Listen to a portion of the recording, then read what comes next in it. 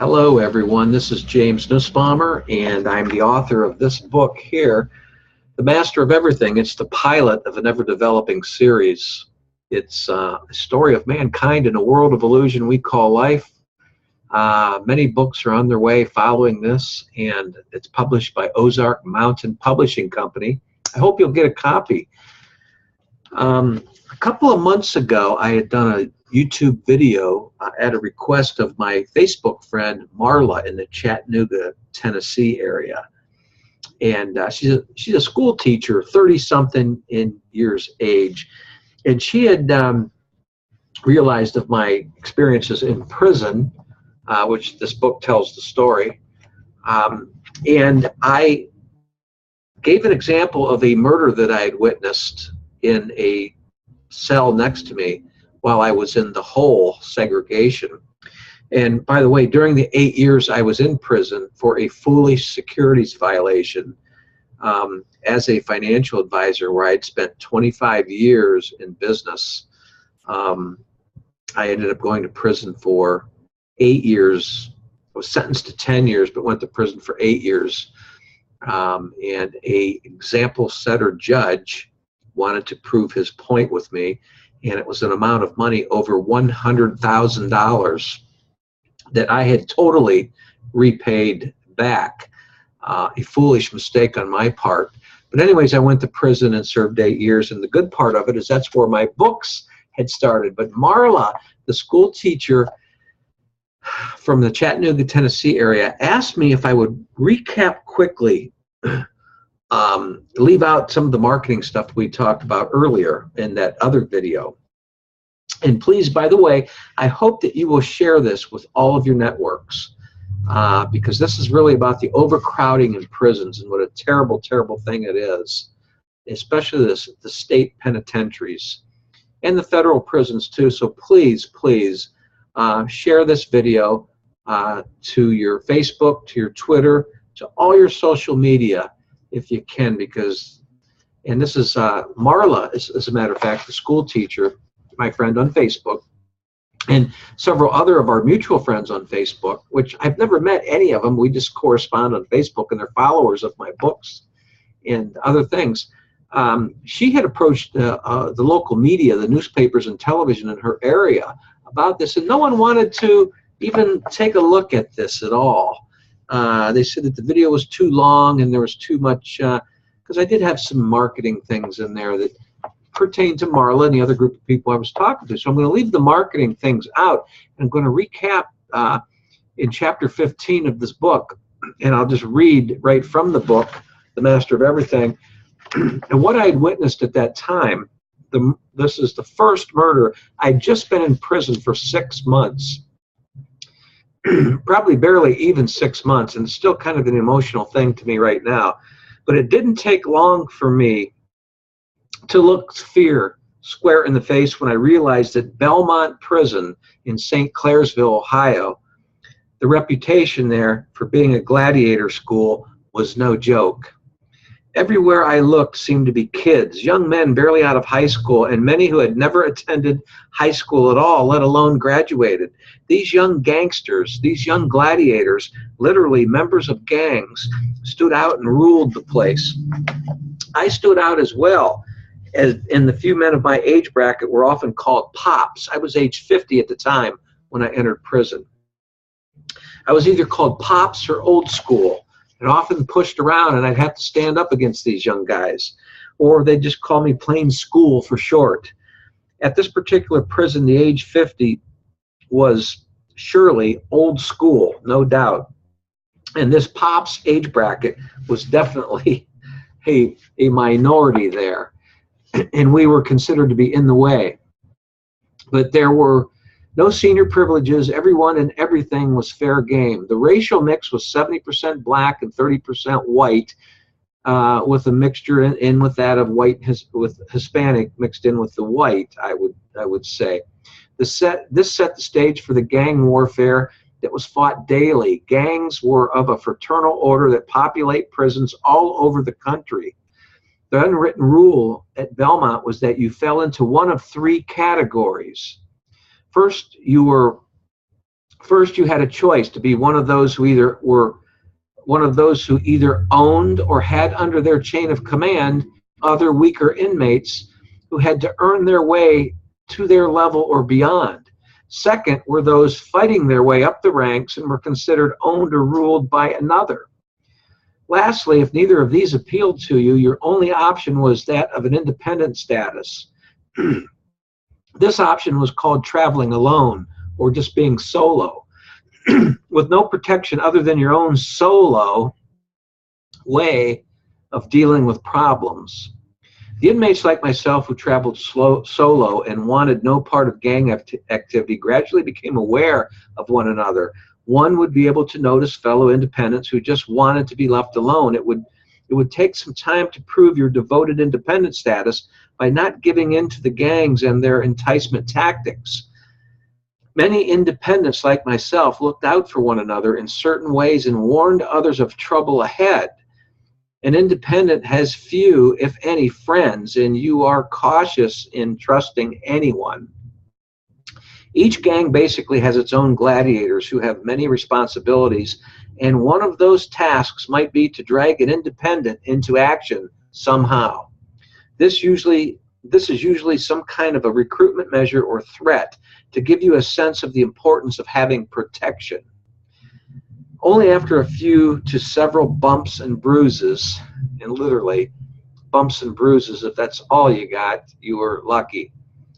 After a few bumps and bruises, if you're lucky, and your own voice being heard strongly enough, because you had to stand up for yourself, does the message get out that you are a waste of their time? That's eventually what I had to do. Let them know that I was a waste of their time. This pertains only to a certain degree, but a livable one. However, you are never totally out of the game. Out of the game at all. They always seem to test you and expect you to fail to their tests. On a bitter cold morning just after breakfast, when I least expected having a problem, a show of illusory strength was displayed against me while I was walking the prison yard. A blow to the back of my head, right here, by a young gladiator slammed me straight to the ground. I didn't know what hit me. The next thing I remember is sitting on a gurney at the infirmary having about 16 stitches in the back of my blood-spattered head. After 16 stitches and a bandaged head, I found myself in segregation, which is also known as the hole. And it's pretty much like you see on television about the hole. I would spend 11 days in the hole wondering what the hell happened. Remember, I was new to prison, never been in trouble before. What the hell happened? Well, an investigation was launched. This was routine and basically was meant to determine which gang I was tied to, if any. It was discovered that a young wannabe gladiator seeking membership into a well-known gang had used me as his prey for initiation. The gangs call this type of thing earning your bones for its new members. My thoughts dwelled on the cowardly action of the new gladiator. Unfortunately, much of the world understands strength as being outwardly physical, powerful, or forceful. But when we have inner strength, we live from truth, don't we? In any situation, we have a choice to act from a position of truth or falsehood. If we choose truth, our true essence will be revealed, and our decisions are made from our right mind. Our thinking will sprout from this. We will also see any obstacles from a right-minded point of view. During those 11 days in the hole, only a few weeks prior to my stumbling into A Course in Miracles, which is what I write from, the principles contained in A Course in Miracles, only a few weeks prior to that, my first appearance to that wonderful publication, I felt as though a part of me was watching over my thoughts. I had experienced this watching over of my feelings and thoughts and decisions even in my childhood. But now in prison and in the hole, I was trying to find my way through my frustration and took this observer of my thoughts even deeper. In the hole, there were no books, no magazines, no radio, not even a Bible laying around.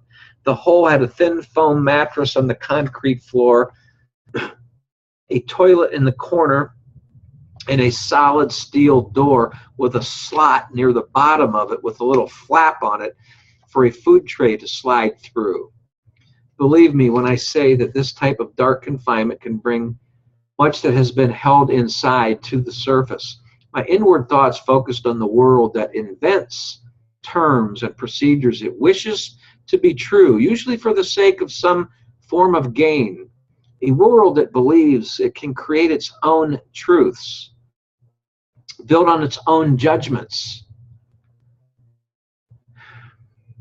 I found that if someone convinces me I am untruthful, be it morally or otherwise, he has denied me of my own truth. This then has me living according to his judgment of the way the world is to be. Well, still in shock at the mere fact of being in prison, I recognized my own illusions that led me to make decisions for material gain that got me in prison. And I rued, R-U-E-D, I rued the harm that this caused me to cause others. On day 6 in the hole, I heard the sounds of chains dragging along the concrete floor in the hallway outside of my cell. The steel door to the cell next to me clanged open. I heard the chains being unlocked around the ankles of another inmate as the guard directed him to enter the cell. After a few hours, my new neighbor was shouting through his food slot to find company in me, his next-door neighbor to the left of him. I responded to his call. His name was Steve, a white man of 47 years old, and like me, a victim to a gladiator, earning his bones on Steve. He'd been stabbed in the thigh with a shank by a young black man. He went on to tell me the story about the whole thing. He had just returned from an outside hospital and would remain in the hole, just like I was, while an investigation was performed. Steve and I made some casual conversation through the food slot as he told me about his 6-year prison term for burglary. He had only 10 months remaining on his sentence and would go back to his job as an automobile mechanic, which he loved. He loved that job. Steve was helpful to me regarding what I should expect from gang activity, as he was aware that I was just beginning my 10-year prison term. That fact in itself was constantly haunting me, as was my concern about surviving the decades stretching before me. With an ever-renewing population of angry young gladiators coming into prison with something to prove. Therefore, I eagerly digested the information with an eye toward my own survival. I listened carefully to what Steve had to tell me. On day 7 in the hole, the horror continued. I heard an outpouring of enraged shouts along with the sounds of chains, and as yet another inmate was dragged into the hole and thrown into the same cell with Steve. It was quiet next door. Steve and his new cellmate had no choice but to get acquainted. Alone in my cell, I prayed it would remain that way. Keep in mind, with the overcrowding in prison, I was so fortunate during those 11 days that I did not have a cellmate. I couldn't bear the thought of sharing that tiny hole with another prisoner who would possibly be a young gladiator who could stir up more trouble for me. As a few hours later, I heard a strange and unusual cry for help, along with accelerated pounding on the steel door in the cell next to me. I recognized the voice. The crying voice was Steve's. The pounding and crying had choked and choking. He was choking and choking, and it continued. Then it slowed its pace and finally stopped. I could only hear the commotion due to the concrete wall that was separating our cells. I lowered myself to the floor, hoping to see a clue through the food slot, which was near the floor on the door. These 3 guards arrived. First of all, let me say that I started to shout through the food slot as loud as I could, and I felt there was a problem next door to me. 3 guards arrived after several minutes of my shouting. I stuck my arm out of the food slot like this and pointed this way. One of the guards opened the door, and realizing an inmate was unconscious and bleeding from his head, he excitedly called for medics. The hallway or the long corridor lined up with cells in the dirty, obnoxiously infested hole. The hallway had many cells lined up in a row, much like you would imagine that you see on TV, maybe like Death Row, but even worse than that. It's normally chaotic with insane, vulgar, animalistic sounds echoing off the block walls, echoing back and forth, a loud, ceaseless, hollow-type sound, kind of like in the bottom of a bucket. That day, the hole grew very silent. A guard snapped handcuffs onto the new inmate that was in Steve's cell and pushed him out into the hallway, and he slipped and fell with handcuffs on him, and he couldn't get back up, and the guards had to help him get back up, and they escorted him out of there. Through the food slot in my door, I watched as a young black man fell to the floor, like I just said, only to be dragged away on his knees. He couldn't even get up all the way. My initial thoughts were that Steve was hurt bad. Within minutes, medical staff had arrived with a gurney. They spent several minutes in that cell next to me. It was quiet and cold when the gurney left with Steve's body, his face covered up with a sheet. He was dead. The dead man, Steve, age 47, whom I never actually did meet face to face but had talked with through the slot in our doors, had been beaten to death in cold blood by a 25-year-old youth. Rumors in the weeks ahead said that the incident was gang-related and racially motivated. Later, I would also discover that Steve was a high-ranking icon in a white supremacy gang. A contract had been put out on Steve's life, which does very often happen in gang wars. The two men should have never been in that same cell together. I was asked a few days later by prison officials to make a statement as to what I heard. I was actually dragged myself in shackles and handcuffs to an office outside of the hole, asked to make a statement. When I wouldn't make a statement, they took me back to the hole where I'd spent another 5 days, which totaled the 11. But however, based on the conversations that I had with Steve prior to his death, I knew it was in my best interests not to make any statement whatsoever. I'd also learned that a statement from me wouldn't have carried much weight anyways, since I was a prisoner. 5 days later, after 12 days solo, I was released on the 12th day. It was actually on the 12th day. I was released from the hole and declared not guilty of any foul play in the violent attack on myself that had sent me there. Any false strength we conjure up is nothing more than fear masquerading as something powerful. This is created by the ego-based mind in us that I talk about in my book and bears no likeness to who we truly are. The young inmate desiring a gang membership only proved himself with a false identity he thought that he needed in order to make him feel strong. Sound familiar?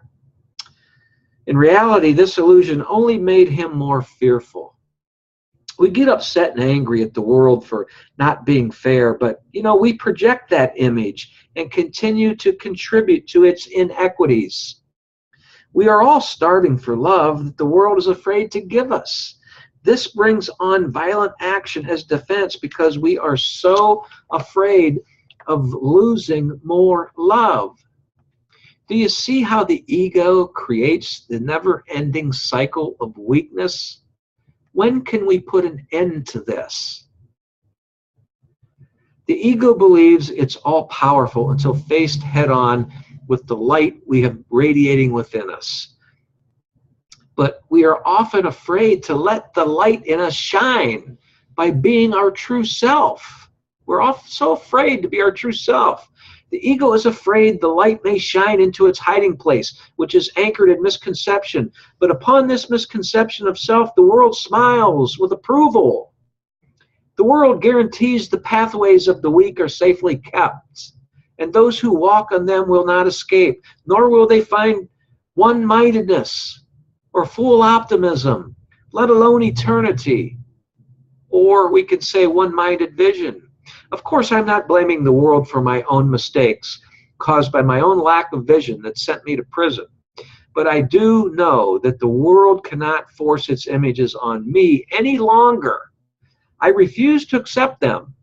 The time has come for me to see exactly who and what I am connected to. I hope you feel by now that you are beginning to get to know me and your true self, because we're connected. When the people of the world have earned their bones, okay, to the point where they start questioning the world's fake concepts, then truth will set them free to face the world without fear. A Course in Miracles that I'm so fond of, and many of you that know me know that. A Course in Miracles wants us to learn that the illusory world's purpose is that we arrive without a self, and the world helps to make one as we go along in life. So by the time we reach maturity, we have perfected it to meet the world on equal terms, seeing truth as we see fit.